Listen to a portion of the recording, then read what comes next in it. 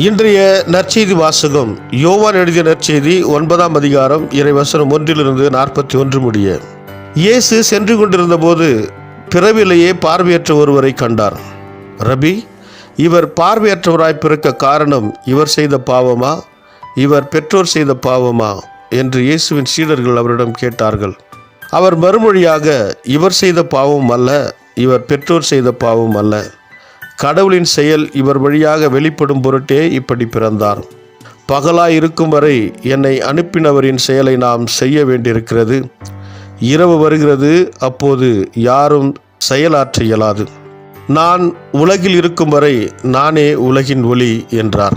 இவ்வாறு கூறிய பின் அவர் தரையில் உமிழ்ந்து உமிழ்நீரால் சேறு உண்டாக்கி அச்சேற்றை பார்வையற்றருடைய கண்களில் பூசி, நீர் சிலோவாம் குளத்திற்கு போய் கண்களை கழுவும் என்றார்.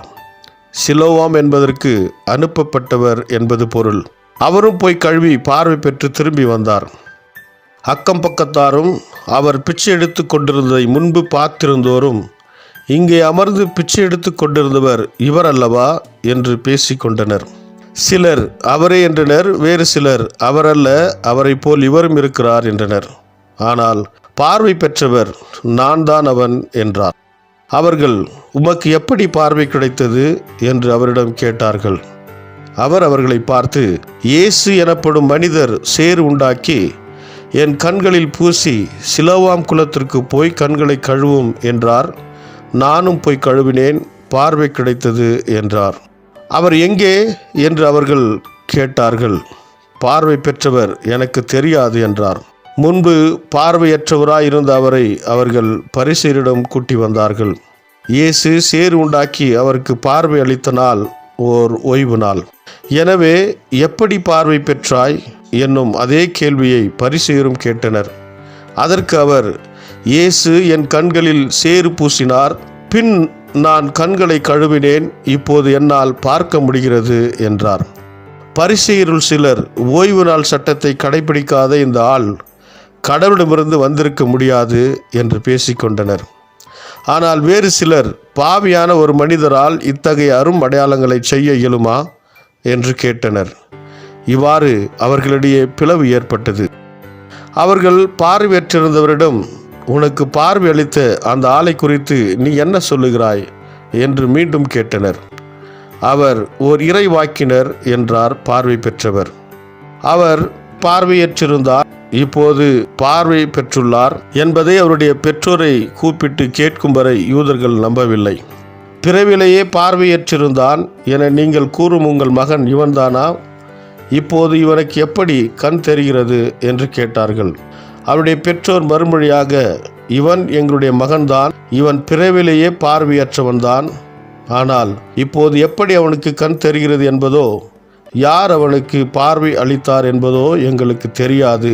அவனிடமே கேளுங்கள், அவன் வயது வந்தவன் தானே, நடந்ததை அவனே சொல்லட்டும் என்றனர்.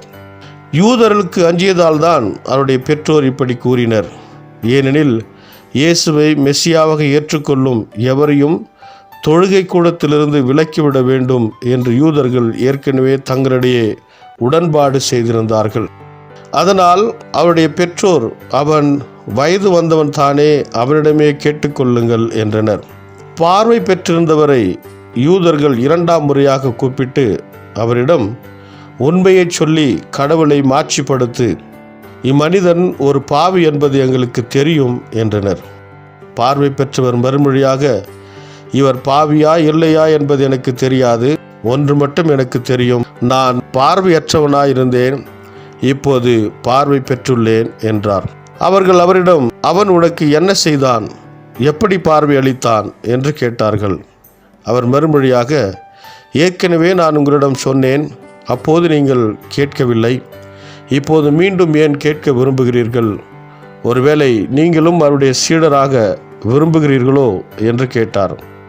அவர்கள் அவரை பழித்து, நீ அந்த ஆளுடைய சீடனாக இரு, நாங்கள் மோசேயின் சீடர்கள், மோசேயோடு கடவுள் பேசினார் என்பது எங்களுக்கு தெரியும், இவன் எங்கிருந்து வந்தான் என்பதோ தெரியாது என்றார்கள். அதற்கு அவர், இது வியப்பா இல்லையா? எனக்கு பார்வை அளித்திருக்கிறார், அப்படி இருந்தும் அவர் எங்கிருந்து வந்தவர் என தெரியாது என்கிறீர்களே. பாவிகளுக்கு கடவுள் செவி சாய்ப்பதில்லை, இறைப்பற்றுடையவராய் கடவுளின் திருவுளப்படி நடப்பவருக்கே அவர் செவி சாய்க்கிறார் என்பது நமக்கு தெரியும். பிறவிலேயே பார்வையற்றிருந்த ஒருவர் பார்வை பெற்றதாக வரலாறு இல்லையே. இவர் கடவுளிடமிருந்து வந்தவர் என்றால் இவரால் எதுவுமே செய்திருக்க இயலாது என்றார். அவர்கள் அவரை பார்த்து, பிறப்பிலிருந்தே பாவத்தில் மூழ்கி கிடக்கும் நீயா எங்களுக்கு கற்றுத்தருகிறாய் என்று சொல்லி அவரை வெளியே தள்ளினர். யூதர்கள் அவரை வெளியே தள்ளிவிட்டதை பற்றி இயேசு கேள்விப்பட்டார். பின் அவரை கண்டபோது, மானிட மகனிடம் நீர் நம்பிக்கை கொள்கிறீரா என்று கேட்டார். அவர் மறுமொழியாக, ஐயா, அவர் யார் சொல்லும், அப்போது நானும் அவரிடம் நம்பிக்கை கொள்வேன் என்றார். இயேசு அவரிடம், நீர் அவரை பார்த்திருக்கிறீர், உம்மோடு பேசிக்கொண்டிருப்பவரே அவர் என்றார். அவர், ஆண்டவரே, நம்பிக்கை கொள்கிறேன் என்று கூறி அவரை வணங்கினார். அப்போது இயேசு, தீர்ப்பு அளிக்கவே நான் இவ்வுலகத்திற்கு வந்தேன். பார்வையற்றோர் பார்வை பெறவும் பார்வையுடையோர் பார்வையற்றோராகவுமே வந்தேன் என்றார். அவரோடு இருந்த பரிசேயர் இதை கேட்டபோது, நாங்களுமா பார்வையற்றோர் என்று கேட்டனர். இயேசு அவரிடம், நீங்கள் பார்வையற்றோராய் இருந்திருந்தால் உங்களிடம் பாவம் இராது. ஆனால் நீங்கள் எங்களுக்கு கண் தெரிகிறது என்கிறீர்கள், எனவே நீங்கள் பாவிகளாகவே இருக்கிறீர்கள் என்றார். இது கிறிஸ்து வழங்கும் நற்செய்தி. கிறிஸ்துவே உமக்கு புகழ்.